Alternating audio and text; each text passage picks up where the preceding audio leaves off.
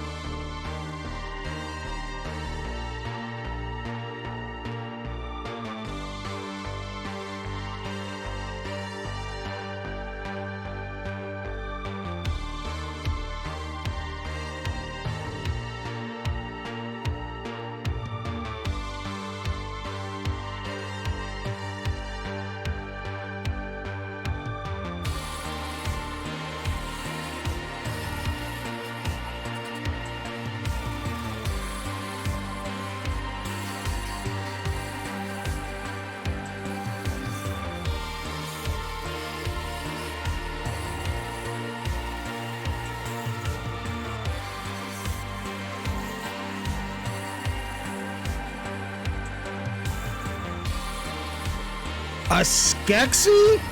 Fuck you, motherfucker. I'm going away.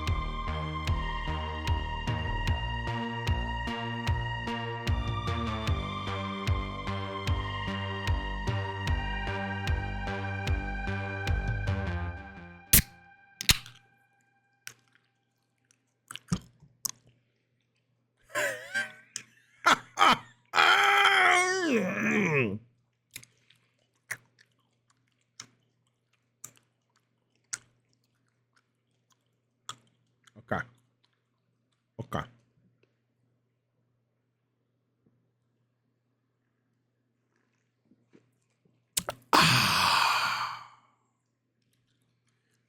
Fellas.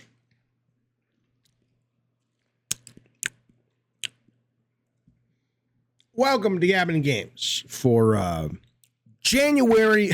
It's not true. Welcome to Gabbing Games for December 6th, 2022. Hope you had a nice weekend. I had a very good weekend. I got some sleep last night for the first time in a long time. I'm going for a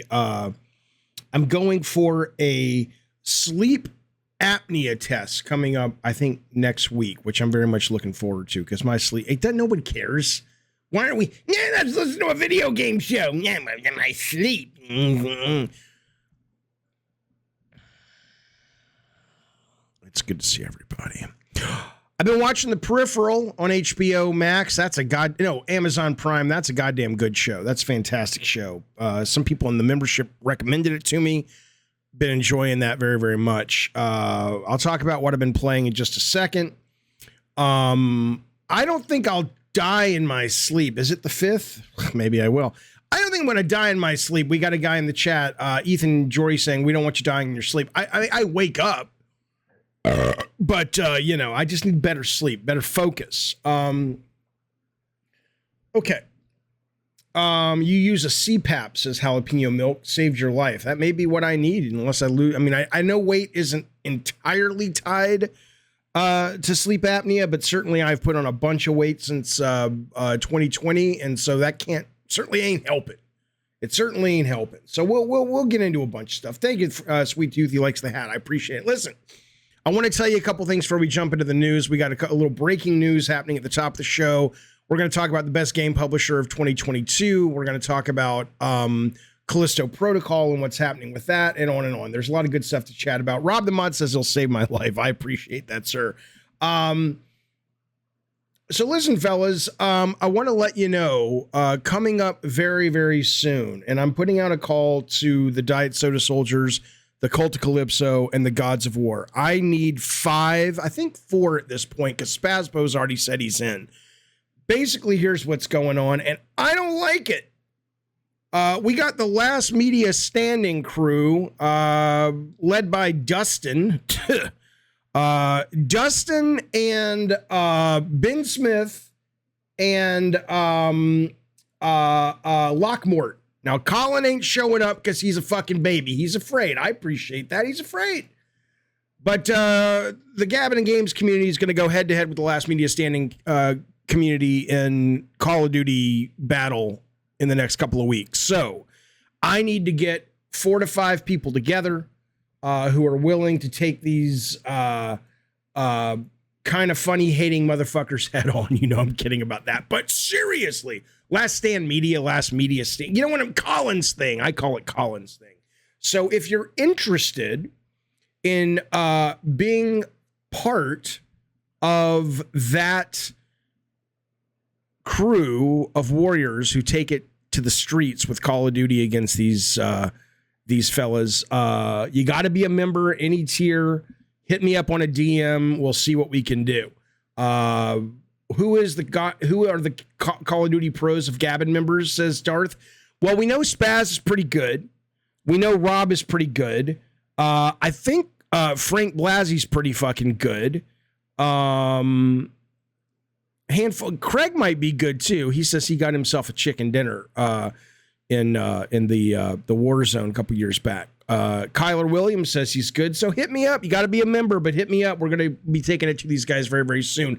Last thing real quick. I want Lou, hit me up on the DM. Anybody who's interested, hit me up on the Discord.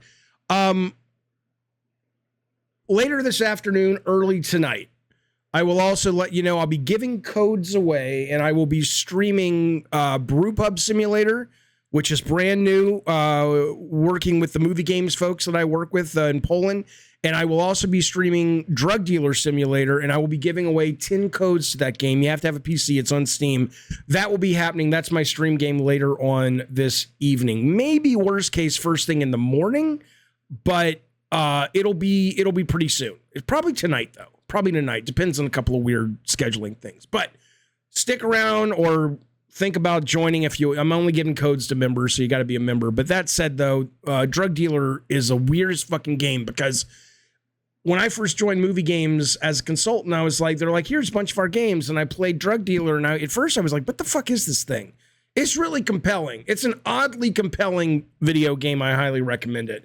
And maybe I'll play it stoned. I probably will. Craig Hooligan's been a member of the Cult of Calypso for 8 months. He says, Jaffe, I did some traveling. Did I miss Jaffe Mania? No. In fact, even though the haters would tell me that Jaffe Mania and WWE 2K22 is never going to happen, it is going to happen.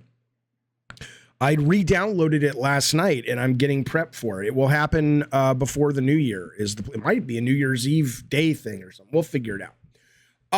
Okay. Now, let's get into the news, because a lot of crazy things are happening. Now, listen, for the first time, I'm pretty happy that Kotaku wrote an article about unionization. We're not going to spend too much time on this, but it is breaking big news.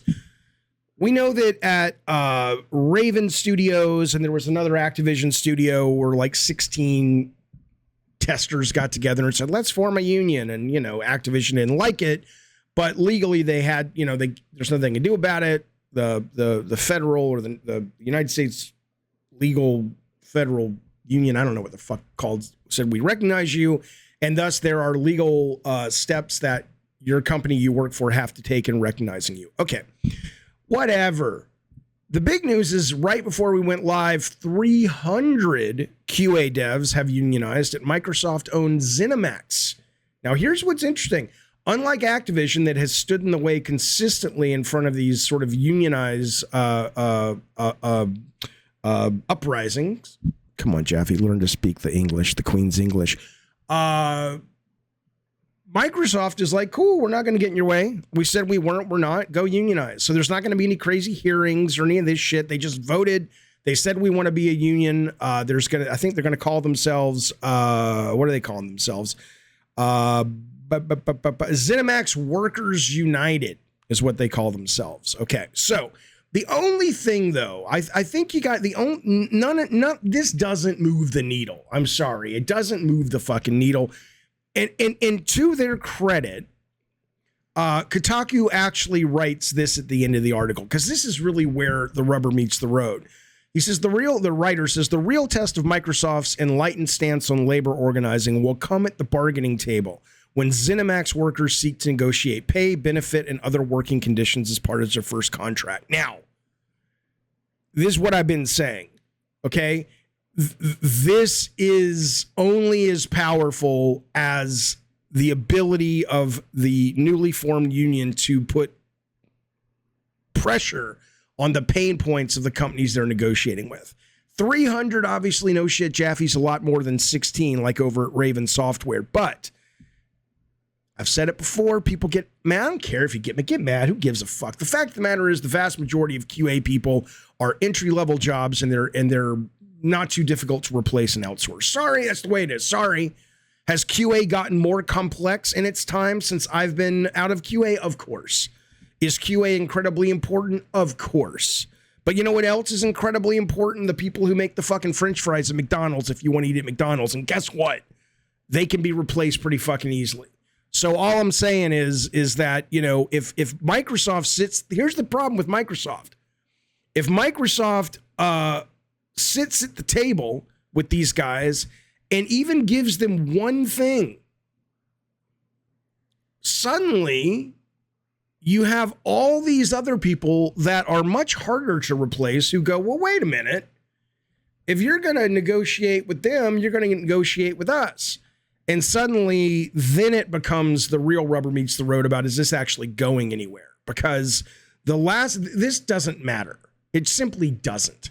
In the big scheme of making video games. Where it matters is if suddenly the programmers do it, or if the level designers or the artists do it. Then suddenly, if those guys walk out, you can still outsource a bunch of that, but you're going to have a hard time if a bunch of those key people on these teams say, we are with you. Now that would matter. And I think that's great. I think games industry should be unionized. But what I'm kind of tired of is all the media jumping on it like they've arrived. They haven't arrived. This is nothing. Let's see when the above the line people get involved. Then we got ourselves a story. But this is still news. 300 is more than 16, and that's good. Good to go. Listen to this. One more kind of boring but fascinating story before we get into the video games. It's all related to the video games. This is everybody who's been going on talking about everybody who's been going on talking about the Microsoft acquisition of Activision. Oh, it's looking like it's not going to happen. No. What happens today? This looks like this is the 70% is now the current thinking. Who gave it its 70% chance this is going to go through now? It was maybe it was Microsoft saying we think it's going to go through its 70% chance. I'm not sure it was said that, but the FTC is kind of fucked right now because the head of the FTC, this woman that Biden put in there, Democrat like that, she wants to be known as this kind of tech buster, right? So she was all set to say, I don't like this, right? But another Democrat, because they got to have, it's only 4 of them, so they got to all, it's got to be at least 3-1. They don't want a tie. If they have a tie, if she puts it up for a vote, here's what she thought. She thought it was going to be her and the Democrat, and I guess maybe one of the other Republicans saying, we don't want this. Well, the Republicans are okay with it, and now it's looking like one of the Democrats on the FTC council is okay with it, or at least sending signals that they're okay with it. She's been meeting with Microsoft. She used to work with Chuck Schumer. Sorry, he's been meeting with Microsoft, who's a head of the Senate. And now if she puts it up for a vote, her first big vote like this, and she loses, she's going to look weak. So chances are people are starting to say this is going to happen. Here's the prediction. My two predictions. We're going to see Dead Space remake, which has nothing to do with this story, but it's a prediction. We're going to see Dead Space remake on Game Pass day one. That'll be announced at the Game Awards. More importantly, though, this time next year, we'll be playing Call of Duties for free on Game Pass for free. Listen to this also. Here's another reason to get a sense this deal's going through. And then afterwards, I'm going to tell you who the best publisher of 2022 is. Okay. But listen to me. I have to give you this data. This is like, it's medicine. It's kind of boring. It's kind of dry, but it affects everything. Both of these stories, if unions really take foothold in the industry, and I hope they do, games are going to take longer or be more expensive, or design is going to change. That's number one. If Microsoft Activision deal goes through, all kinds of shit's going to change. We'll get to that in a little bit when we talk about Callisto Protocol. Game Pass isn't free, Jaffe. Yeah, I know, Frank. Frank Kent says Game Pass isn't free. I know. But it's free. It's psychologically free. Of course, you have to pay it monthly. It comes out of your credit card. You barely notice it, most people. But some people notice it, whatever. For most people, it's free. Ahmed says unions plus Game Pass equals design apocalypse. You, sir, Ahmed in the chat, one of our very good members, Ahmed says unions plus Game Pass equals design apocalypse. You, sir, have no vision. A little bit later in the show, I'll explain how both of those things are actually great for video games. Great for video games. Hell, I'll tell you now, since we're on the subject. Unionization is great for video games because what it forces the people to do is the publishers. The budgets will go up, okay? Or the budgets will stay the same, but the scope of the games will come down. Something will give in that very delicate alchemy, or that very delicate balance betwixt quality, production value, game design, budget, time, okay? What I think we'll have to give is probably not everywhere, but a lot more games will be moving towards AA again. That's what I think will happen. That's what I think will happen, because you're not going to get these people leaving the industry. You're going to get them looking at other games that have done well, whether it's weird little multiplayer indie games like what's the fucking thing with the beans? Not Fallout Boy, Fall Guys. That's a band. Fall Guys. Or you're going to have them looking at something that it's like, you know what? It didn't sell 40 million copies, but if we're like Embracer and we greenlight like a $15 million AA action adventure game, like back in the day, hey, it was only 12 hours long. It was a AA game, but we made like a, really good profit off that. I think that's going to happen if we unionize. And I think Game Pass, I'll talk about that in just a little bit. I'm willing to still subscribe to Game Pass, says Alex, if games are delivered at a reasonable rate.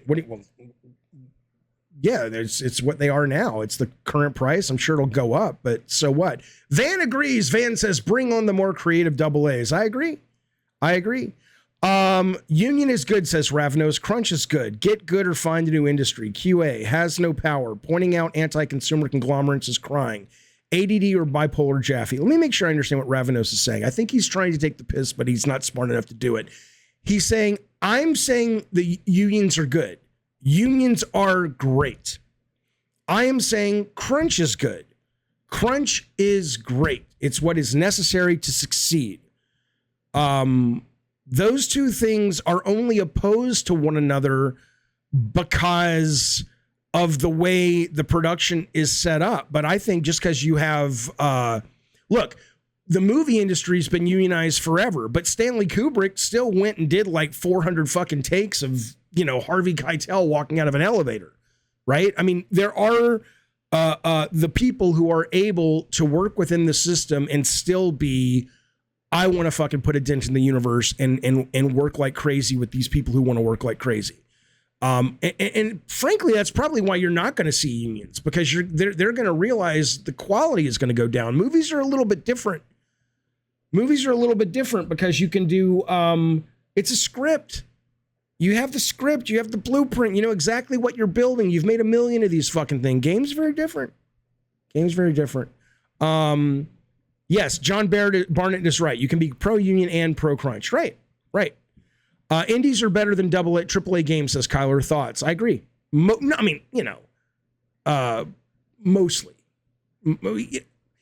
On the whole, yes, you're right. Listen to this now. This is going to confirm everything. This deal is going through with Microsoft and Activision, okay? Microsoft confirms details of 10-year offer to keep Call of Duty on PlayStation. As Michael Pachter himself said when he was on the show, he says, look, if Microsoft commits to these regulatory bodies, that's a legal commitment. And they come out today. Listen to some of the stuff this guy's saying, Brad Smith. How can you... I don't care if you like Sony more than Microsoft. I don't give a fuck about that. I'm 51 fucking years old. There's a very good chance I won't make it to 90, maybe less. But let's assume I only got less than 40 years left on this. I don't give a fuck. Okay? But this, you can't deny what this man is saying. Microsoft President Brad Smith, he's talking about it. He says, look, man, he wrote an opinion piece for the Wall Street Journal. He says, hey, we offered Sony a 10-year Call of Duty deal.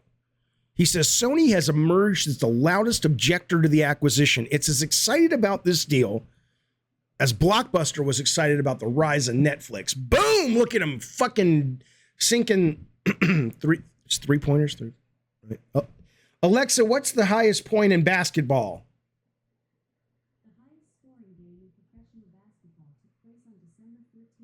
Alexa, stop. It's a three-pointer. Look at him sinking three-pointers. The main supposed potential anti-competitive risk Sony raises is that Microsoft would stop making Call of Duty on PlayStation, but that would be, says Brad Smith, economically irrational. A vital part of Activision Blizzard's Call of Duty revenue comes from PlayStation. Given the popularity of crossplay, it would also be disastrous to the Call of Duty franchise and Xbox itself, alienating millions of gamers. That's why, listen to this, here's the secret sauce. That's why we've offered Sony a 10-year contract to make each new Call of Duty release on PS the day it comes to Xbox. We're open to providing that same commitment to other platforms and making it legally enforceable by regulators in the US, UK, and European unions. This deal is going through. Betwixt this and what's happening at the FTC with their infighting and all this shit, and that lady that Biden put, what's her name? The woman who Biden put in place, what's her name? Lena Khan. She don't want to look bad. First year or so on the job, she wants to slam dunk. She's not going to, this is going through. Everybody get ready to boot up your Game Pass and go, sweet. And then get ready for Sony to have to work extra hard to compete. And we win. We all win. Alex Jaffe, Xbox says it's not Call of Duty they're after, it's Candy Crush. Do you call it a bluff? It's both. It's a bluff and it's real. I mean, of course they're after Call of Duty because Call of Duty is going to make Game Pass look even more desirable. But of course, Candy Crush and getting a foothold in the mobiles, all of it, they become a much bigger player that can push back against some of these massive companies like Tencent, and both in terms of console, PC, and mobile. I think it makes all the sense in the world for them. Mutant Mo says we definitely all win. I jammed hard on Proteus thanks to Game Pass $1 monthly trial. Right, it's a great fucking game. Great fucking game. Okay, it blows my mind, says Rathy, that there are 40-year-old men arguing over console wars on Twitter. You know, I hear you, Rathy. I don't... The ones that are just doing it for fun, as I've said, I get it if it's just like, I'm taking the piss. But there are, in my travels on this show, as I've traveled the world with Gabbin' and Games, and I've been all over the goddamn world promoting this show, none of that's true that I just said. But the truth of the matter is, when I do look at the internet, I have encountered people who really are what you say, that take it serious and aren't just kind of having fun with it. And yeah, they're fucked up, man. They're fucking fucked up. Old School Gamer wants to know, how can a game worked on so hard like Callisto flop? We'll talk about that in just a few minutes.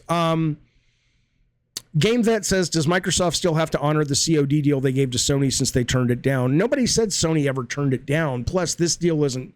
The deal that Brad Smith is talking about at this point is not done. He's saying we are willing to make a deal like I just described with Sony and pretty much any other valid competitor of console hardware, and we'll also make it legal in the eyes of the FTC. Anything that's come before, I guess this is trumping that, would be my understanding. Okay, yeah, Ultra Awesome is right. He says Blizzard alone is already an amazing get if this deal goes through. That's right. That's right. Okay. Here we go. Let's move on, though. Let's talk about the best game publisher of 2022 and why they remind me of Sony, PlayStation, first party back in the day. People asking about the Last of Us trailer, haven't watched it. Part of this show is going to be us watching it, so stick around. But I haven't seen it yet. I hear it's great.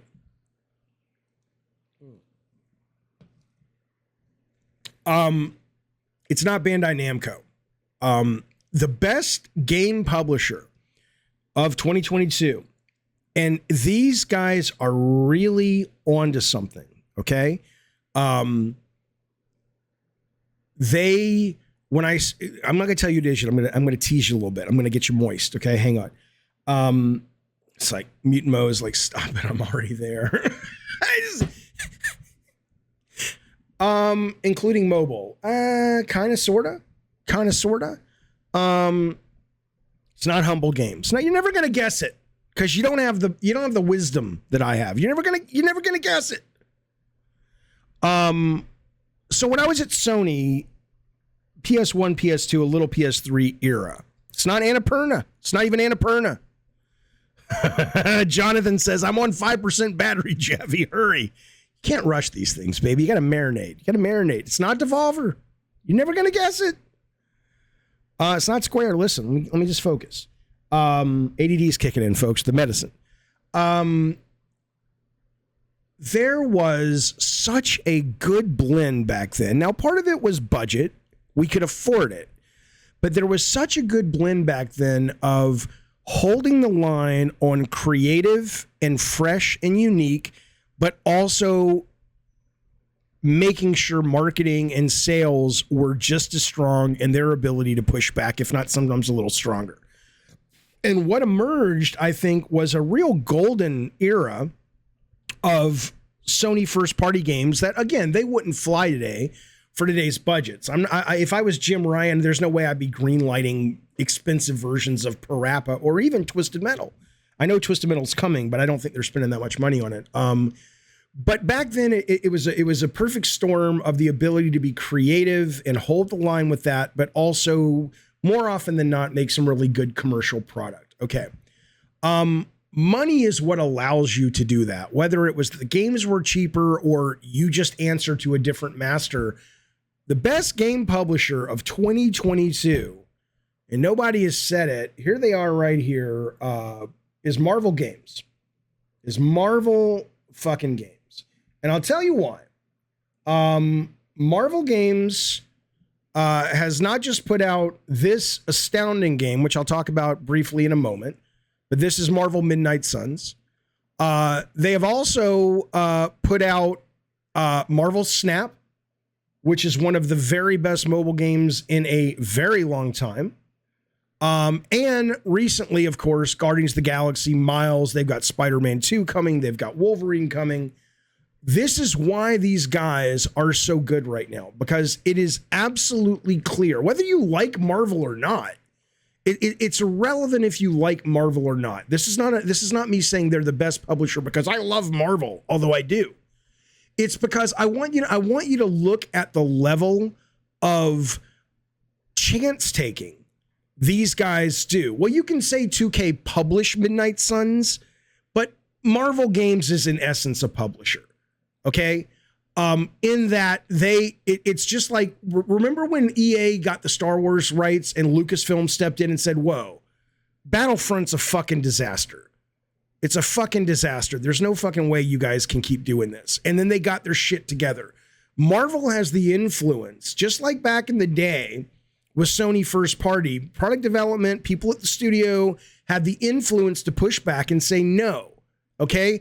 Do you actually think if you would have walked to 2K and said, we want to make Midnight Suns. Now, if you don't know what Midnight Suns is, let me educate you very briefly. Marketing had told you that Midnight Suns is, guys, let's not get lost in semantics here. We understand these are co-publishing deals. Okay. Of course, Sony is publishing it traditionally, but there is the middleman is Marvel. Okay. And so whether or not they are a co-developer, co-publisher only, I imagine that changes every single fucking game. Okay. It's not, it's not one size fits all. Okay. But the point is, if you would have paid attention only to Marvel Midnight Suns marketing, you would have thought this game was just like XCOM meets Marvel, which is cool. Great. I was excited about that. I'm digging Marvel. I've always loved Marvel. I'm excited for it. But when you play it, this game is partially that. It is partially a relationship visual novel simulator, and I'm not kidding with that. It is, you are joining book clubs with these fucking superheroes. You are talking about their personal lives. You are finding a little enclave in the woods with Tony Stark and fishing. And I know that sounds crazy. And then there's this whole other part where you play this character who's not even a Marvel character. You make the character up. She's called the Hunter. It's a girl for me. You can make it a guy, make it whatever you want. That character has a brand new backstory that almost tangentially ties into Marvel lore, but it could be a brand new story that has nothing to do with Marvel. If you would have just walked up to 2K and said, we want to make that, they'd say, okay, well, get rid of that. And get rid of the simulator feelings part. Nobody gives a shit about that. And give us the XCOM Marvel we're in. But because Marvel knows their secret sauce is not just action, is not just commercial, but character. And they know what made their comics special back in the day. It's still now, but when Stan Lee really struck it with Fantastic Four and then Spider-Man and Steve Ditko, of course, and Jack Kirby. I don't get into that. Was the interactions between the characters. And they have pushed that. You see that in the Sony Spider-Man games. You see that in Guardians of the Galaxy. You see it in spades in Midnight Suns. And you also, even if you look at something that you would think is pure mechanics like Marvel Snap, you see it. Because you see it in the way the cards themselves directly speak to the emotional parts of the stories of the characters and not just their powers. It is absolutely incredible. No, Lux, no, it would not. Lux says, wouldn't that be the devs who made these choices? Marvel just gave them the cash. No. I mean, I can't tell you on any given game who made what choice. Of course, who knows? Every game's different. What I can tell you is that when you have a device, which in this case is Marvel Games, and whether you call them a publisher, whether you call them a developer, is it's semantics given every game they work on. It seems their influence is different, but their ability to put themselves on the front lines and saying, this is what a Marvel game is. If you want our IP, you will treat it with respect. You will do what we tell you makes Marvel Marvel. The days of just us licensing Spider-Man to Activision and hoping for the best are over. And in that, and again, I'm not saying Marvel is more noble than any other publisher. I'm saying that they currently have the leverage. They have the money and they have the intellectual valuable IP that these publishers want because games are costing so much money that they have no choice but to listen. And right now, Marvel Games is leading all of their games, with the exception of Avengers, into just consistently wonderful Marvel-centric titles. And that is why I suggest to them, or I say to you that, or I suggest to you that these guys are the best publisher. Now, whether you want to actually talk about Again, Frank Kent, I'm not getting into it with you guys.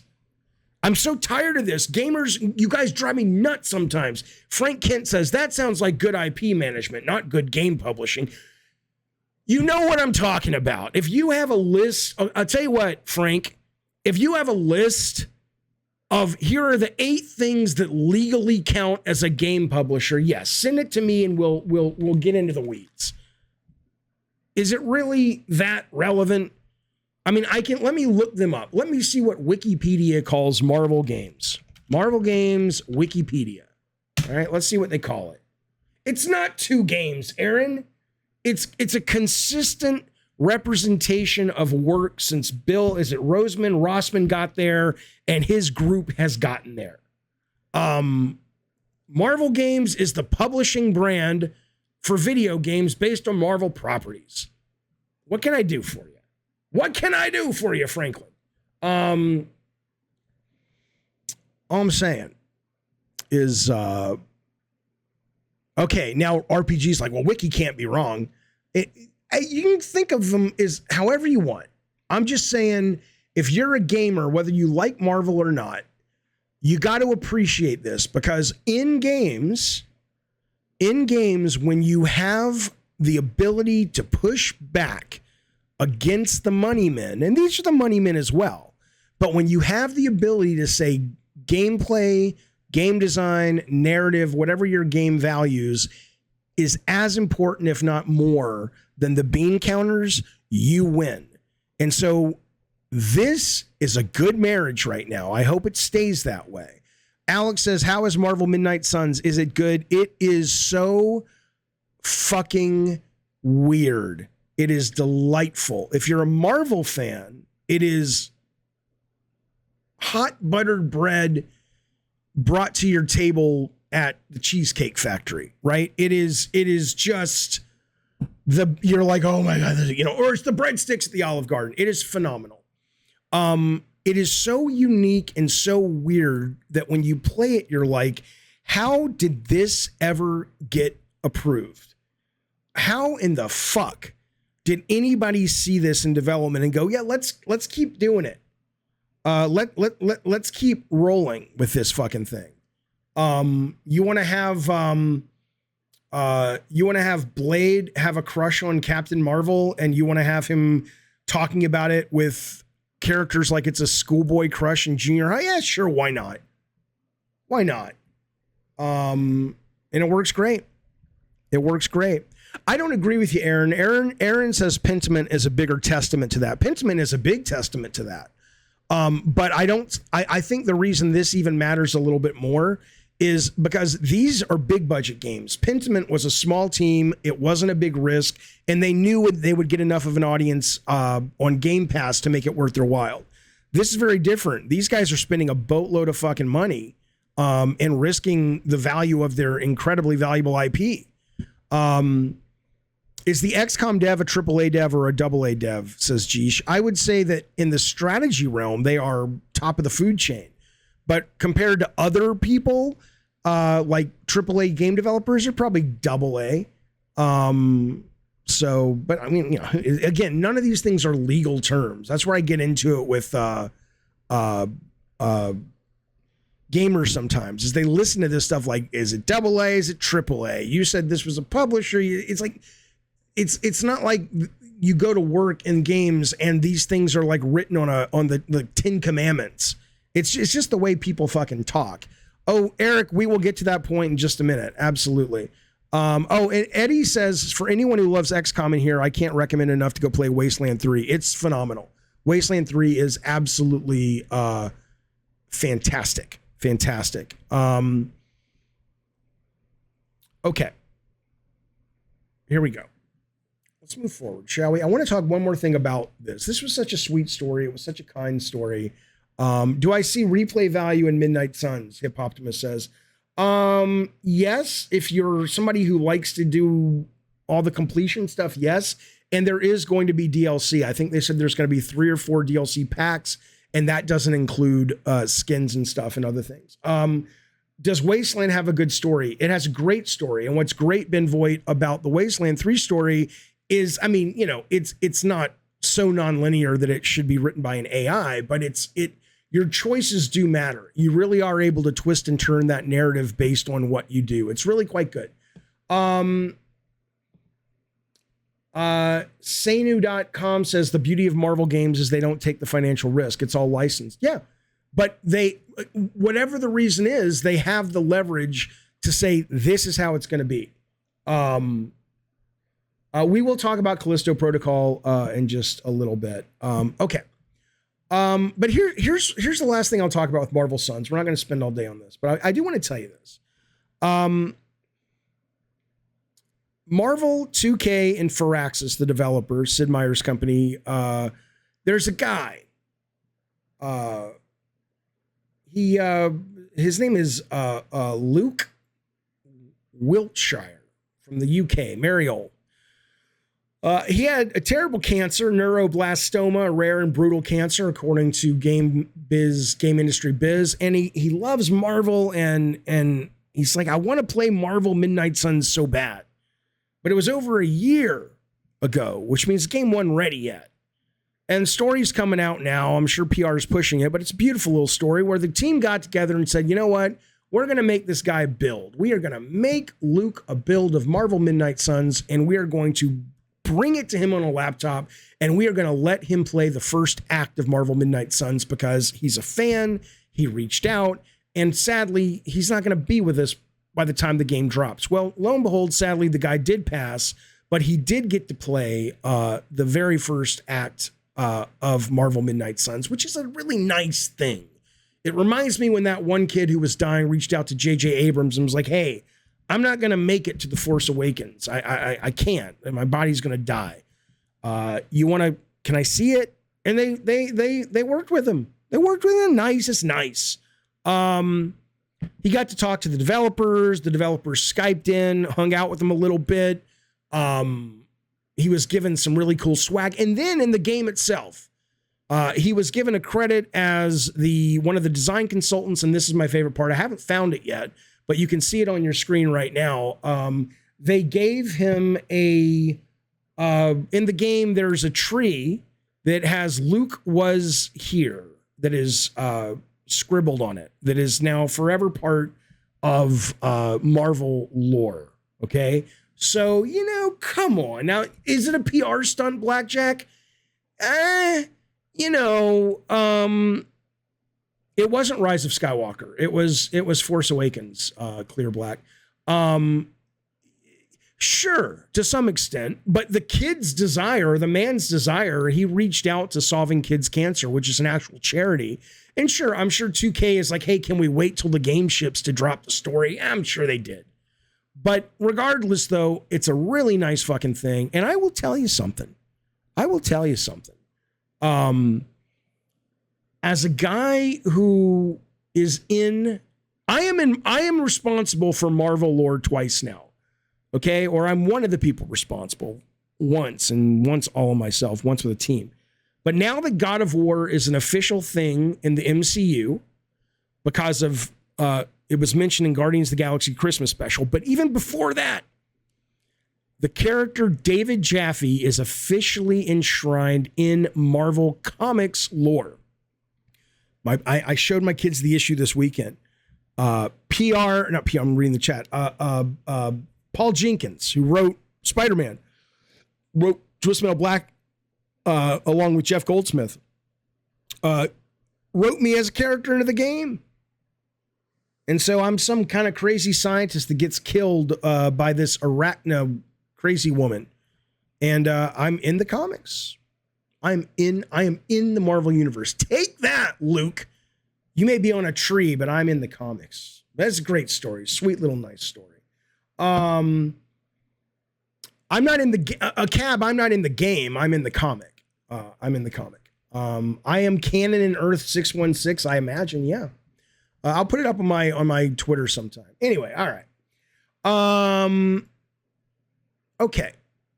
Let's talk about the charts. What's happening in the charts? Hang on. Let me take a sip of the bubbly real quick. By the way, as you still are seeing the credits roll over there on the right, tip your hat. give the members of this here show a pickle tickle. They make it happen. They allow me to do it. Thank you guys very, very much for that. All of you guys at all tiers. And if you're considering becoming a member, why not? We have game night. We have movie night coming up this week. I think we're going to be watching Barbarian. We have the Gavin Games Christmas special coming up. And again, if you want to go up against Colin and his boys on Call of Duty, you got to be a member. Think about it. Consider it. But in the meantime, let's talk about the charts from this week. Now, the only charts we get on a weekly basis are boxed in the UK. But it does help us get a sense of the way the community is speaking. Do I have any mods in the chat? Can we ban Thomas Isaacs? I'm done with this, buddy. You know it. I can't handle it. I can't fucking handle it. It drives me batshit. Get rid of that guy. I would appreciate it, Rathy, if you have the moment. Thank you, guys. This is what happened over the weekend. Thank you very much, RPG. I appreciate it. Okay. These are the final new releases, 2022. Game Industry Biz is telling us this as they do every week. Obviously, we're going to find out where Callisto Protocol landed. Did okay. Callisto Protocol sales were 17% lower than Dying Light 2, which is, I guess, what they use the comparison. Launch sales are much bigger than other mid-level releases like Saints Row and Gotham Knights. It was solid. It debuted at number 6, and PS5 accounted for 75% of the sales physically. The next new release, not so good. Need for Speed Unbound came in at number 17. Sales are down 64% compared to the last one. It says the game didn't get much marketing with minimal media coverage last week. 78% of box sales are for PS5. Now, people seem to like it. I played the trial. There's like a 10-hour trial for this game. And, I deleted it after about 45 minutes to an hour. Not because it was bad. I'm like, okay, I know what this is. Like, it's not enough to pull me away from Forza or any of the other arcade racing games I play. The one thing about, and I'll get back to the box charts in a second, but the one thing I found interesting about this game was that it is so committed to its thematic. It is so committed to kind of the street racing, car culture, crazy graffiti, hip hop vibe, the way the characters, all their dialogue and stuff. It's all very like, hey, we're going to talk really young. So like Gen Z, get whatever. Everything from that to the way the opening of the game is, where there's this moment in the game where you're in control, but every now and then it takes the camera away from you to show you a jump or whatever. And finally, it's like it kind of builds and builds and builds with dialogue and music. And finally, the car hits this bridge and jumps over this bridge, and bam, Need for Speed Unbound. The title slams into the screen and we're into the game, right? And all of these things I'm watching, and I'm like, if a movie did this, and when movies use these techniques, it feels oftentimes good.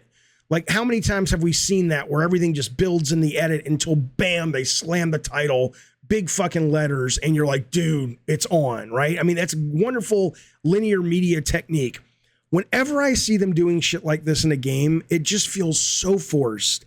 And it feels so much like I'm going to take what I saw in the movies and I'm just going to carbon copy it, but I'm going to put it in a video game. And in doing so, I'm going to piggyback on the goodwill that editing technique and that cultural technique of expression brings to movies, to video games. And it just looks desperate. And I really fucking wish they would stop. It must work.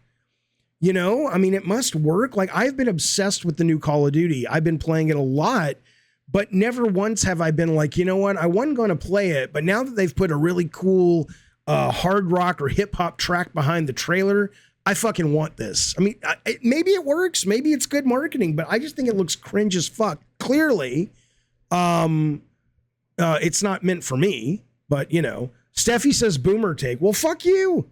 Fuck you, Steffi. Let me ask you a question, Steffi. How old are you? And are you telling me that you feel that this is a technique that works and speaks to you? Because I think it comes off as very Disingenuous, and Cheeseball. I also want to let you know, Amon has been a member for 18 months. Buddy, thank you so much. He says, Jaffe, you have to watch I Saw the Devil for another movie night if you haven't. It's one of the best Korean thrillers. Amon, thank you for that suggestion. Hit me up on the DM in the Discord, and I will put it up to a vote for the Cult of Calypso and above members. Absolutely. Eddie says Need for Speed was given a 7 out of 10 by IGN. They said it was neither fast nor furious. It's not bad. It's okay. Okay, so Witch says it worked for me, and Eric says that's only you who feels that way. That's fine. That's why I'm asking. That's absolutely why I'm asking. You know, if you guys play it and think it's cool, awesome. I'm clearly not the target audience. That's why I'm asking you guys. Does this actually work for you? I think it comes off as cheese. Deck Tested says it's not only you.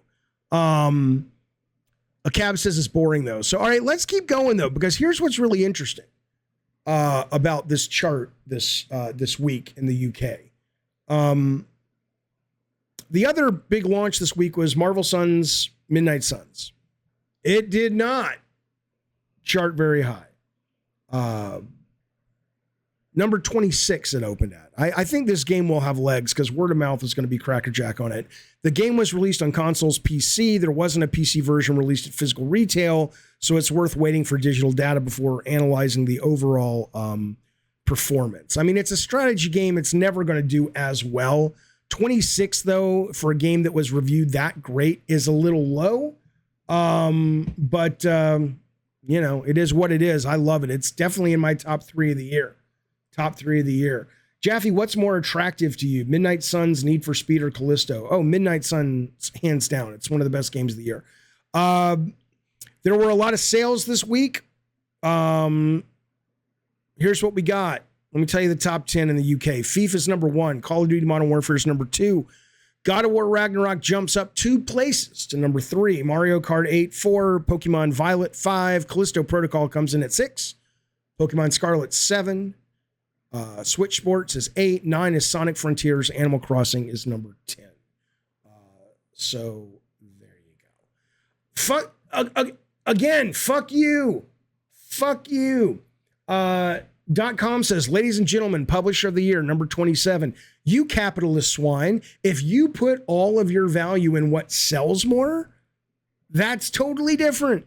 I'm talking about who's making the best fucking games. The best fucking games. Okay, you fucker. Have you seen Drive Club's visuals? Oh, it's beautiful. Was a beautiful game. Okay, let's talk about Callisto Protocol, because you guys are, I know you are trolling. I'm just fucking with you too. Let's talk about Callisto Protocol, because clearly a lot of you guys want to talk about it. Hang on a minute. Oh, there it is. I Saw the Devil. Got it. Okay, thank you for putting that in my DMs, buddy. I appreciate it. Okay. So as you guys probably know, Callisto Protocol launched this week or last week, and it was pretty buggy. I think our very own Spazbo played it. He got it on PC and got a refund because he said that it is absolutely, he's like, I can't fucking play it. It stutters like a motherfucker. Okay. So he sent it back.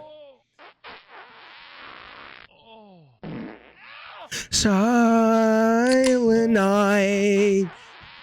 Holy night. All you nice fellas, hang on a second. Let me turn that down a little bit. I don't know why this happens where they just all come in groups, but all of you guys know I appreciate it very, very much. All the memberships. Thank you guys. These are old memberships, so not old, but they're not from live today. So okay, I'll turn it back on in a second. Sorry about that. So anyway, Calypso Protocol has a problem where there's frame rate issues, stuttering issues, blah blah blah. Okay, and their patches have since come out. Patches came out today. There'll be more patches. In fact, the developer, Striking Distance, Glenn Schofield's company, said that we are going to make a list that will be out early this week telling you all the stuff that's coming down the line to make the game play better. But I'll be honest with you, I did not stay away from this game because of that. I stayed away mostly because the reviews were pretty lukewarm. Okay, but whatever the reason, the game is currently sitting at a 74. And it was enough of a damper that it brought the publisher Krafton, who makes PUBG as well, brought their stock price down last week. Glenn Schofield, who I like very much and hope to have on this very show, I don't know. I mean, again, I have impulse control issues, and maybe he does as well. I wouldn't have worded it this way, but I probably would have, even because I don't think before I speak. But he says, hey, it's ship. He's on Twitter. He says, it's ship day, dude. Mistakes happen. Every process is new too. We stress tested everything, but man, this is complicated code. We even had to build the publishing team at the same time we're making the game. So we've had our hands full for 3.5 years. Please bear with me. I don't know, Glenn. I don't know. It's not my job to bear with you. And I mean, again, what's he going to say? What's he going to say? Right? Ultimately, the game wasn't ready to come out, at least not on PC. Eddie says, Jaffe, are the developers not aware of how choppy and buggy it is, or is it them not having enough time? It's a million things. Not the least of which is, Glenn goes out a couple of months ago, and you saw this. We talked about this. He tweeted this back in, when was this? This was back in, where are the dates on your stories? This is back in September.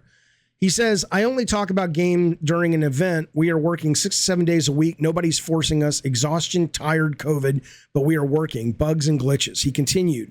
Performance fixes. One last pass through audio. 12 to 15 hour days. This is gaming. Hard work, lunch, dinner, working. You do it because you love it. Okay? And not everybody, but a whole bunch of fucking people jumped all over Glenn to the point that he had to backtrack.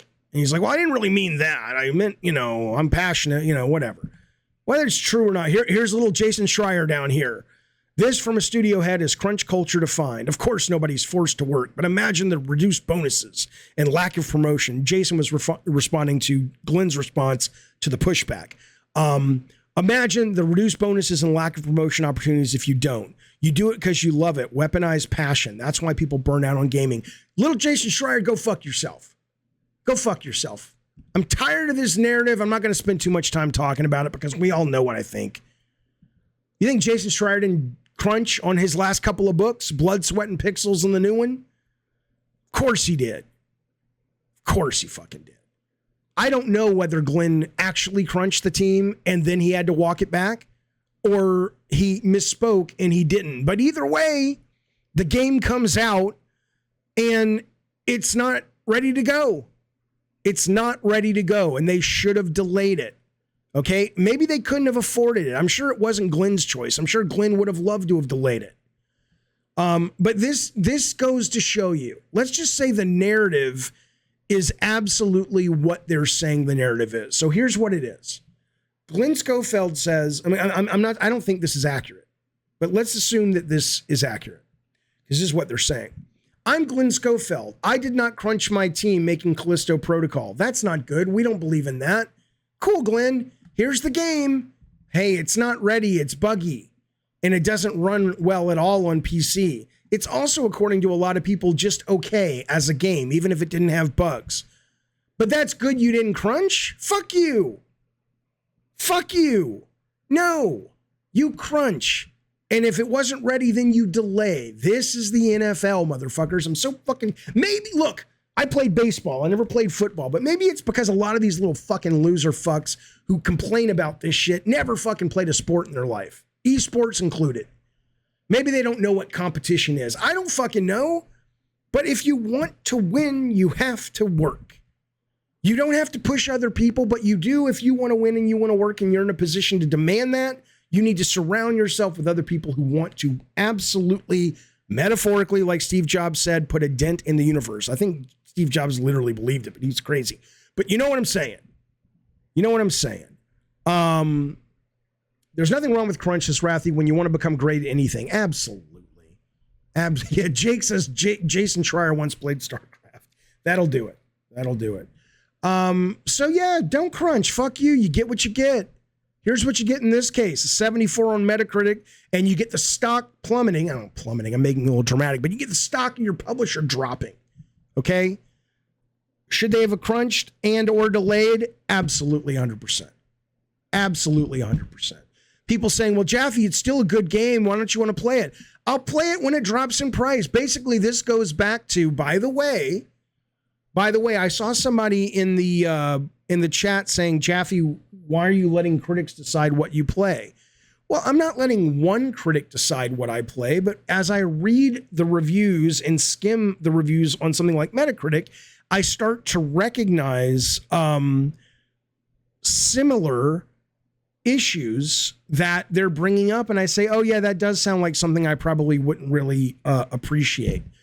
And in that I go, yeah, I don't want to drop $70 on this fucking thing. Okay. So now, do I think there are games that come out that really need, that people should not get lost in the reviews? Sure. But a lot of it does come down to one of the other reasons, like we started off this conversation with, which is, it's one of the reasons I fucking love subscription services, is that it may end up being my favorite game of all time. Alex S says, Jaffe, you should definitely play it. It's fantastic, and I strongly believe you will love it. Great. But I'm not, I have too much to play. This is competition. This is what it is. There's too many great games to play that I already love, right? There's too many games coming out that I want to play that don't have the stink of it on it that Callisto currently has, okay? So if you drop it to $20, I'll try it. Or better yet, if Microsoft says, hey, we're going to put that on Game Pass January 1st, of course I'll try it. And it may very well become my favorite game of all time. But there's absolutely no reason for me to do the heavy lifting. It reminds me of, I brought this up because I saw a number of people kind of, I don't know why, by the way, suddenly people think, well, hang on, let me answer this first. Gaming Philosophy says it all depends how you enter the game. Evil West is similar, short story, above average, simple, dumb, fun. That's not what I'm reading, because I bought Evil West at full price, and I am very happy with Evil West at full price. But the complaints on Evil West were not the same complaints that steer me away from Callisto. Evil West combat is sublime. It is so much fucking fun, that game, that it makes up for the fact maybe that it's super fucking linear and shit like that. You can tell the ADD meds are kicking in because I'm getting focused, but I'm also getting a lot more sort of facial tics. Can't they just make ADD meds that have no side effects? No, Jaffe, because they're literally pouring crack on your brain and they don't know where it goes. It just gets everywhere in your brain, and it's going to help you, but you're going to get the tics too, you little fuck. Ahmed says, Jaffe, does Crafton push for a sequel in this situation? Having time, put time into the IP building. How does that relationship work? You don't know. They are in a, it's going to ultimately come down to sales. If it turns out, thank you for the super chat, Ahmed. If it turns out that the game picks up this kind of cult love, because people eventually do try it, if it comes to Game Pass or it comes to PS Plus, or if PS Plus puts it on a time trial premium for 2 hours, which would be great. If they really think they've got something and these reviews have hurt them, then they should do that, because then it could lead to a sequel. Then it could lead to, like, hey, the critics were wrong about this. This is a lot of fucking fun. It reminds me of Spielberg's movie, The Fabelmans, is just a dog in terms of sales. No one's going to see it. But it's got beautiful reviews. People say it's one of his best movies ever, blah, blah, blah. Well, they said, you know what? Fuck it. No one's going to see it. Instead of the usual 30 days or 60 days, we're bringing it out on video or streaming in like the 13th of this month, like next week. And it just came out in theaters less than a month ago, right? It's just, again, back to streaming, but not streaming video games, but back to subscription services, back to giving people different ways to experience their entertainment. $70 for a game that comes in at a 74 Metacritic is not going to cut it. It isn't.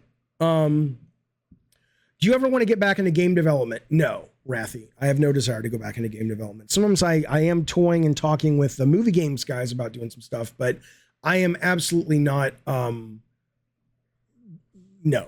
If I do this thing with movie games, it'll be because we found a concept and a design that we love and we have to make it.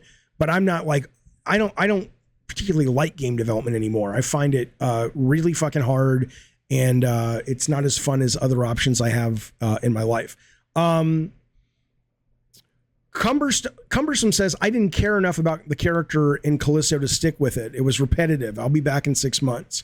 Raphael says, I don't regret buying the game full price because I wanted to support the new studio, and I've been enjoying it. Yeah, that's great, Raphael. If you've been enjoying it, I think it's fantastic. But I think gamers who try to support studios, it's moronic. That to me, that's the equivalent of it's like raising a kid to make sure the kid never gets any bumps and bruises, and then they become an adult and they can't cope. It's like, your job is not to support the developer. Your job is to support yourself. I mean, you do what you want. It's your fucking life. But obviously, to me, if a developer puts out a game and the main reason you're buying it is to support them, what does that say about that developer's ability to either read the market or put out a compelling product, even if the concept was strong? I never believe that whole I support the developer thing. That's not anybody's job. Except the developer.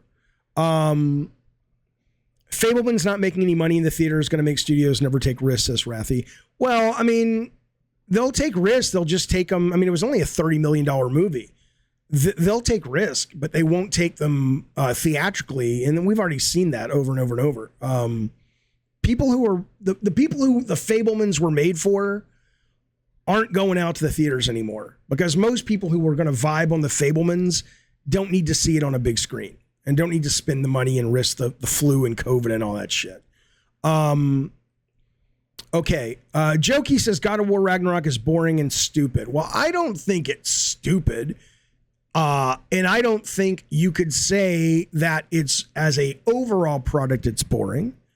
But I absolutely think there are enough boring parts in the game that it has certainly pushed me away from wanting to complete it. And I might, but I don't, there's nothing about it right now that has pulled me away.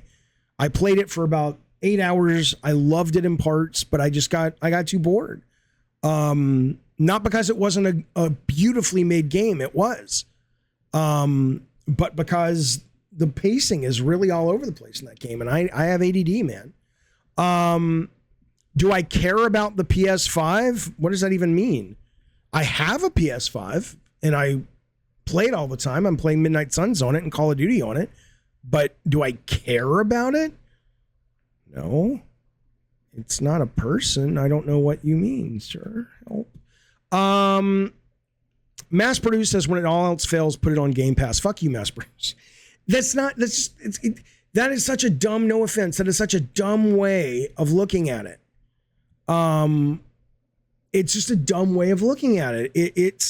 The statement makes this assumption that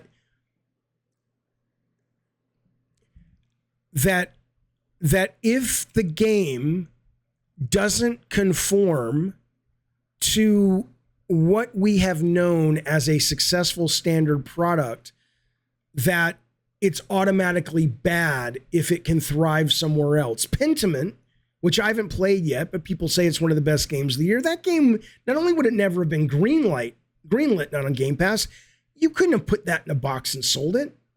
I'm glad it got made. Explain who do you think you're talking to, Captain Ply? Explain pacing. Everyone's favorite buzzword, pacing. What the fuck do you know what? You know what I would like? I would like there to be a prerequisite to watch this show. You don't have to have liked my games. You don't have to have liked my work. You don't have to like me. But you think you're talking to somebody who just picked up his first console last year? Explain pacing. Fuck you. That's my explain. You know what I did? When I made God of War 1, I literally beat for beat graphed the pacing of that fucking game on a whiteboard in Sony Santa Monica. Explain pacing. Here's what pacing is, you fucking moron. Pacing is being aware, at least as it applies to me when I was designing video games. Pacing is being aware of where the player's engagement and focus is at any given point within reason. It's you can't guarantee it even in linear media. Within the overall timeline of the product that you're creating. And that pacing or those things that occur in your design can be crazy exciting or moments where they kind of bring it down so you can settle. But even when they bring it down where you can settle, it's because it makes the highs higher, and it also lets you appreciate different things about the game that aren't just the most turned up to 11 loud. It's a more emotional turn up. So pacing is the constant vacillation betwixt an emotional knob and an action knob when it comes to a game like God of War. And as it comes to God of War, 2018 did not have this problem for me. 2022 does, which is they will give you some amazing scenarios, whether they're emotional scenarios or action scenarios. And instead of following that up with something that like complements, like, oh, red wine goes good with fish or whatever, instead of following that up with a section of the game that complements what came before, oh, the player's he's exhausted now. That was a hard fucking boss fight and blah, blah, blah. Let's give him something a little chill. They mistake chill with disengaging. You can have something chill, but it's like, oh, it's a brand new section of the map and there's not a lot going on action-wise, but my brain is engaged because I'm taking in the scenery. It's just something to constantly make sure there's another trapeze coming to the player after he's about to swing off the current trapeze he's on. If you don't think I know what pacing is, motherfucker, you have come to the wrong fucking channel. Goodness gracious. In fact, I will tell you that God of War 1, 2005, God of War 1, is still brilliantly paced. Like, if you go back and play God of War 1, it is creaky, antiquated, but it's paced really fucking well. It moves and consistently brings you something new.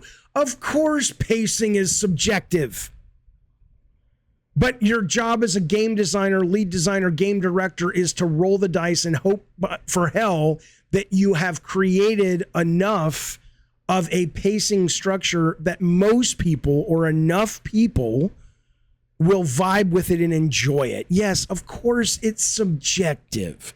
That doesn't mean it's irrelevant and shouldn't be taken into account. Goodness, I'm tired of this is the world that Trump gave us. Everyone's an expert on anything. I made fucking hit video games and some non-hit video games for 20 fucking plus years. But you and I are in the same league when it comes to understanding the value and how pacing works. They're not getting Rathy, they're not getting to me. You're not getting to me. You ever see that movie, Chef? They're not getting to me. But I think it's fun to talk to them. Okay, Gravity, thank you for the super chat. He says, Goose Fraba Jaffe. Buddy, I appreciate the super chat. I really do. I don't have a fucking clue what you're talking about. What is Goose Fraba? Gravity? What does that mean? I don't know what that means, man. Help me out. Mike Warner, thank you for the super chat, sir. He says, Days Gone, perfect example of terrible journalism. I'm going to have to sort of dig into this a little bit. Are you suggesting, or are you talking about where some of the journalists gave it this sort of anti-woke badge and that harmed it? In that case, I would say, I haven't finished it, but I loved it. I played about 30 hours, 25 hours, whatever. And I will say that I didn't see what they saw. I thought Dakin was awesome. I did not think the game was anti-woman, anti-LGBT. I think if you listen to the director, who's been on the show several times, he says, he walks you through it. He's like, what are you talking about? This is a character is, I mean, you know, he goes through all, I don't remember if he said it was conscious or not, but he's like, you know, there are very meaningful characters who are old, who are women, who are people of color. It's like, just because the main character is a straight white dude, and just because he is with a woman who enjoys sex and flirting, that I agree with. That was just, you know, but I don't think that's why most people criticized it. Maybe it is, but I think more of it, Garvin said, was the bugs. And I came to Days Gone on PS5 with the version where all of the bugs had already been removed. And in that, I thought it was just a great fucking time. It just went on way too long for me. I don't really like long games. Eric says, I don't agree about Ragnarok's pacing being bad. I think that's great. I don't care if you agree with me. What I care is if you come at me like my opinion isn't valid just because you disagree. If you enjoyed the pacing, that's great. And look, the game is selling great. It's up 2 places this week in the UK and box alone. And that doesn't take into account the world, let alone digital. I'm not going to fault you for thinking the pacing is good. And Eric clearly made good choices on the pacing because a lot of people are with you. They keep playing and talking it up and saying it should be game of the year, and that's wonderful.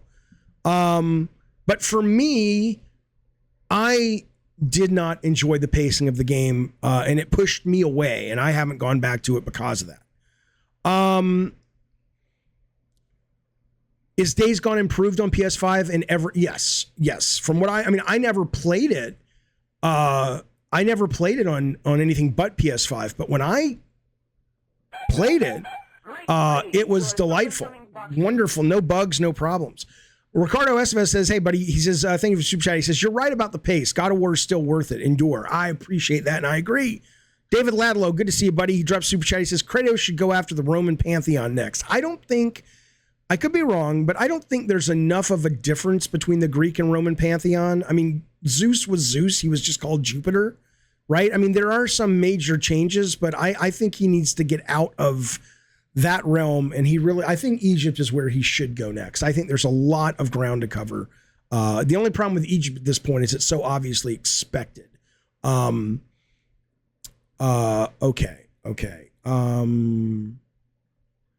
Jaffe says, Frank, you couldn't even figure out how to work the map in Ragnarok. That's not true. I could totally figure it out. I just didn't like it. The map did not turn me away from Ragnarok, and I will probably come back to Ragnarok. I liked it. I think there are some parts of it that are amazing. I thought it was a little paced weird. Okay, let's move the fuck on, shall we? Let's tell you something. Let's fucking tell you something real quick. First off, if you're watching the show and you like it, just subscribe to the show. You don't have to even be a member. Hit subscribe, hit like, hit the notification button. Tell your friends. Come on now. Or don't, if you don't like it. Don't do it if you don't like it. Can I give you an example of Ragnarok section being boring? Sure. Okay, I'll tell you where I stopped. How about that? Okay. So I had already gone through. I was already getting into, because I think the what's the world, the elf world, the first one where you go and it's the light elves, and Atreus is like, hey, maybe these aren't really the bad guys or whatever. That section was terribly dull because the level design was simply fight, do a puzzle where you have to open a light door. Fight, do a light door puzzle, go up the spiral, fight, right? It felt like you were doing one of those tower challenges, okay? But I stuck with it because I liked it. But it certainly felt kind of eh. Okay, so soon after that, I got to the part where they gave me the sled that I could control, not the opening of the game, but I could drive around wherever I wanted to. And I'm driving the sled around and I'm doing all of the chores that you have to do to free that beast from underground. That's all I'm going to say. And you know, that wasn't unfun, but it was like, you know, it wasn't as good as like the side quest. It wasn't as good as the first area with the canoe where you're going around. Those puzzles were beautifully designed, wonderfully designed. So I get to the part with the sled, I free the creature, the sandstorm or whatever it was ends, and then it's like, okay, let's keep going. And I was just like, like releasing that thing, Lord Garth, I was glad to release it. But when I released it, I was like, nothing, it doesn't, I don't care if it's a side quest. Carlos says that's a side quest. I don't care. That's not my problem. It's not my problem to build the pacing of the game. It was there. They put a sled there. It was right in front of me. And I went, it doesn't matter if it's a side quest. Why are you guys so quick to give the game? It's not a skill issue. It wasn't hard. Why are gamers so quick to give developers so many fucking get out of free jail cards? If it's a side quest and it hurts the pacing, then that's a problem. If you want your pacing to be good, then don't open up the side quest until after you finish the main quest. But this idea that because it's a side quest, it gets a pass, no, it doesn't. It's ridiculous. It's a ridiculous concession that you make, and you should push back. Not specifically on God. It's not what open world games are, Doug. Elden Ring is my game of the year. That game is as open as fuck.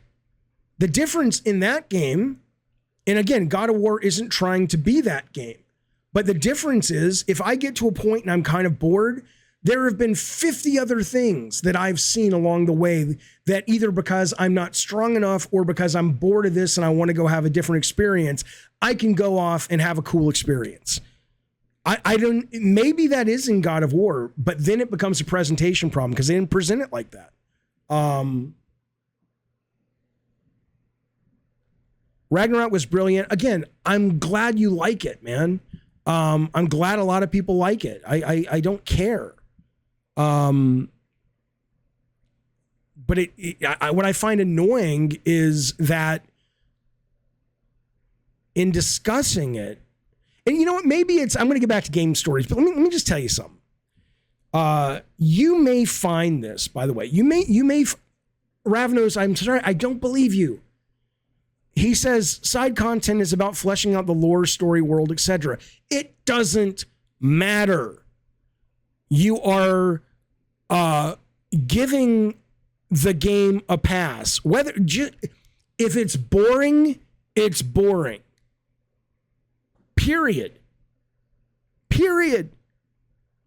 Just because the game is giving you lore, which may be brilliant, which I love, then find a way to give it to me in a way that is compelling. Regardless, though, what I was going to say is about getting a pass. Shit, I lost my train of thought, you son of a bitch. Hey, Lord Garth says the Witcher side quests were great. Some of them in God of War were great. Okay. Okay. I want to move on, though. I'd like to move on. Star Wars Jedi Survivor, March 2023. They released the date. It'll be out in March. We'll see the trailer this week. Don't forget. Game Awards coming up. We'll be showing them right here, streaming them live as well as the pre-show. And you know I'm going to get stoned while I'm watching that goddamn thing. Here's what's coming out this week, if you're curious about video games coming out this week.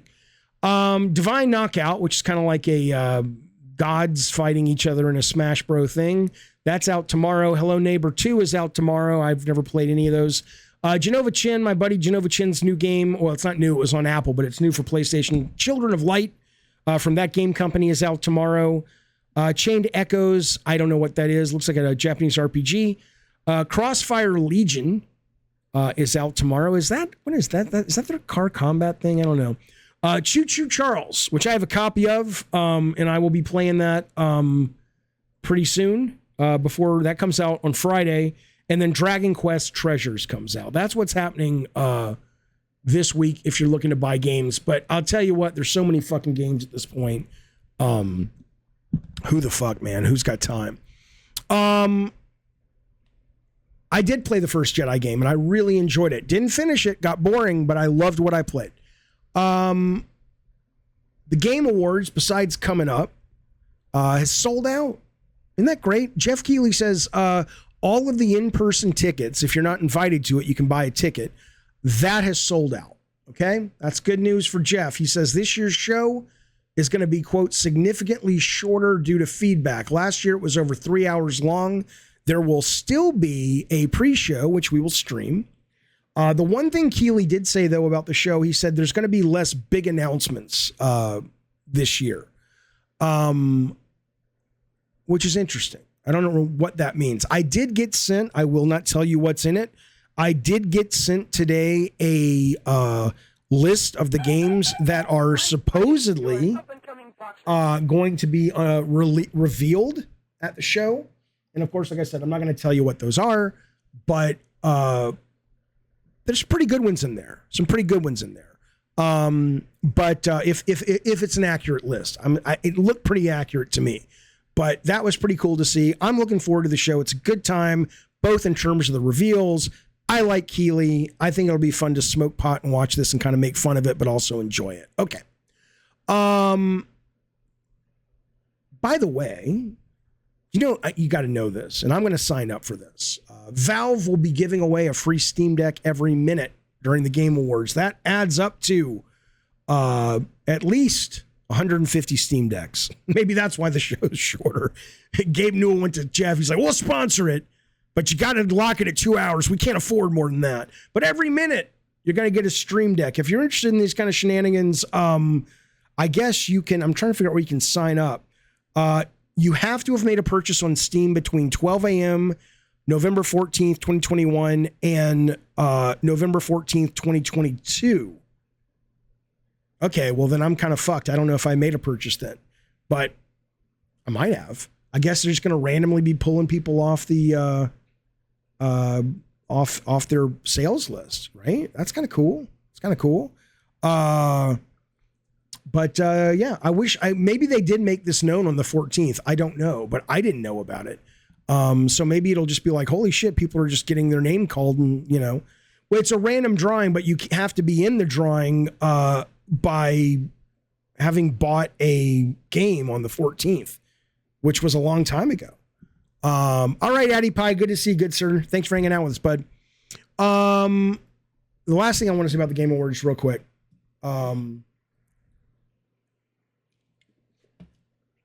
Like I just said, love the show, a lot of fun. Awards are stupid. Here's how I can tell you awards are stupid. Would you like to know the Players' Voice Awards? I mean, it's just dumb. Okay?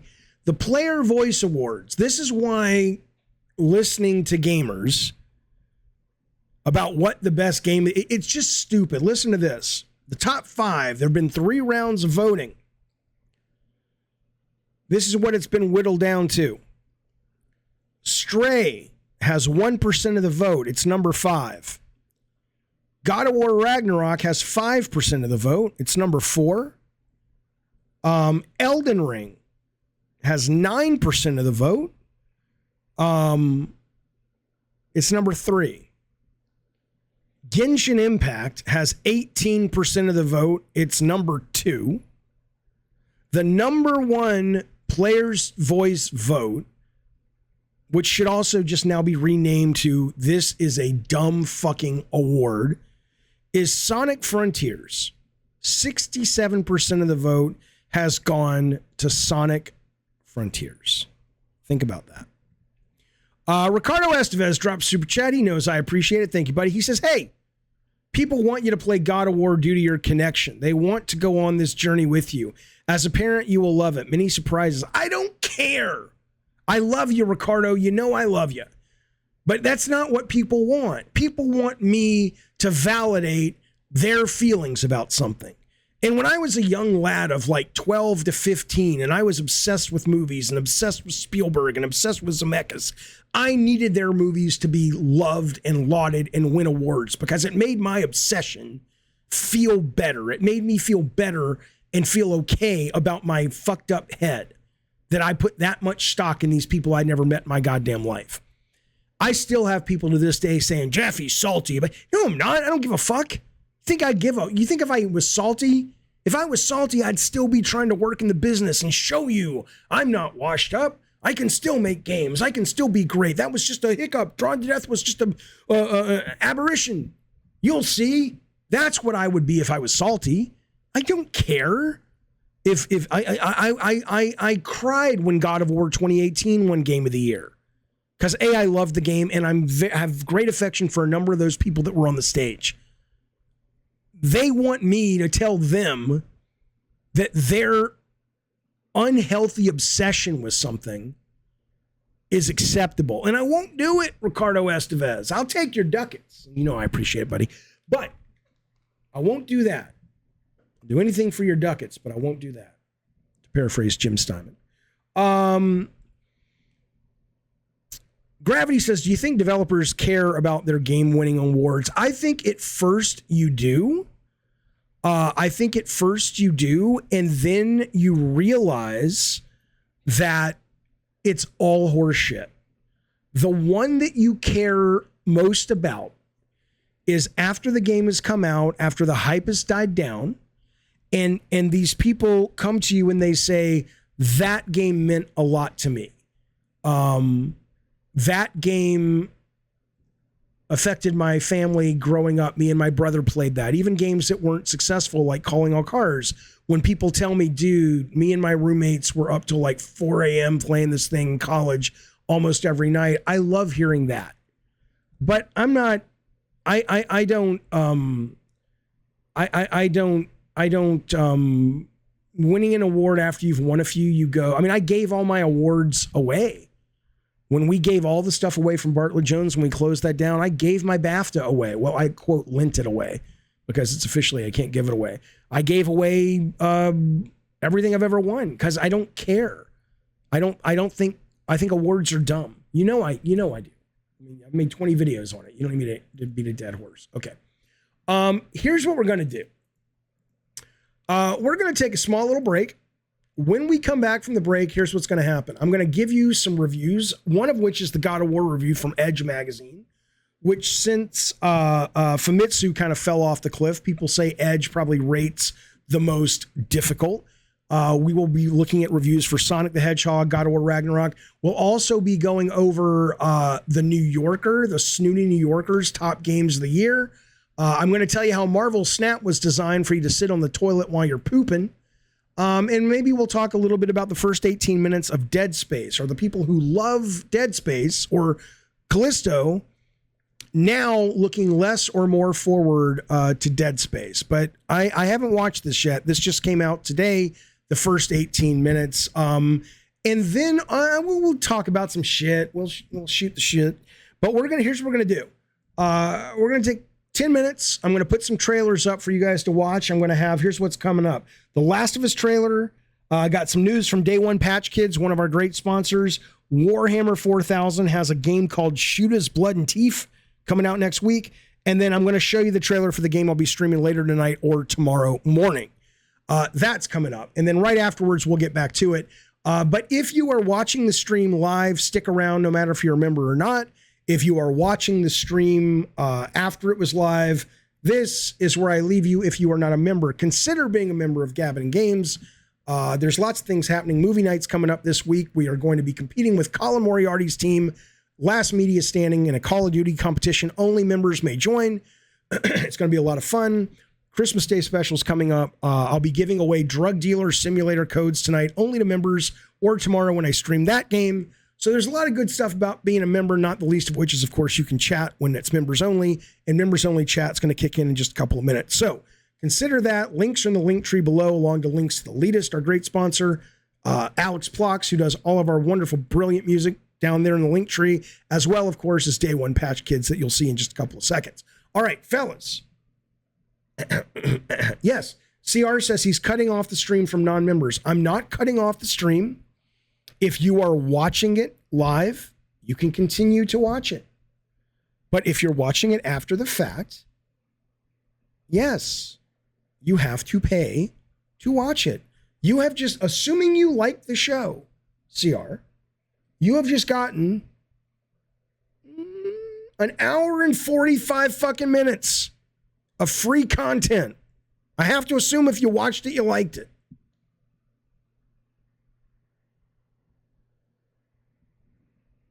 What more can I do, sir? What more can I do? All right, fellas, I'll be back. Here we go. Let's watch some trailers. Off to the races, boys. Be back in like 10 minutes.